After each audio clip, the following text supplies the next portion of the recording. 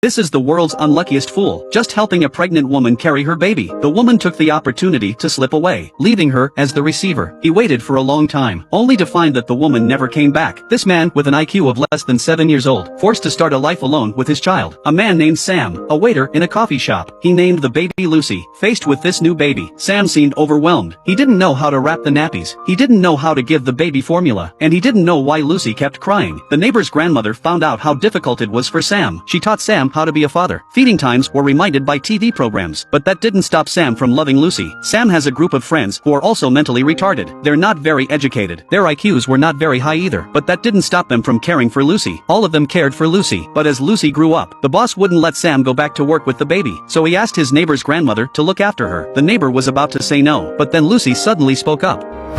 Sam said it was the first word Lucy had ever learned. Now the grandmother couldn't say no, and so Lucy grew up with the love of everyone around her. She was more intelligent than her peers. Her little head was filled with curiosity about paper, but the world was a curious place. She would ask her father why it was snowing, where the sky ends, even asking why men go bald. Though Sam didn't know the answers either, but he would always be there to answer all his daughter's questions. It's true that he wasn't smart enough, but he loved his daughter with all his heart. Soon, Lucy was of school age. Sam and a friend took Lucy shopping for shoes. They had been shopping for ages. They finally chose a pair they liked, but at the checkout they realized he couldn't afford to buy a single shoe. And that's when the friends took all the money they had. None of them were rich, but they were willing to give all their savings to help. Luckily for him, the money was just enough. One friend suddenly asked, "Get a balloon with these?"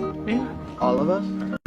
Or just her? Finally, everyone took the balloons from the stockist, striding across the red and white zebra crossing. No matter how hard life was, it didn't take away their little hearts. After school that day, Lucy invited her classmates over. Her classmates whispered to her, "What's wrong with your father? Why is he acting like a retard?" Lucy then realized that her father was different from other people's fathers. This day, she finally couldn't resist asking, "Daddy, did God mean for you to be like this? Or was it an accident? Okay, what do you mean?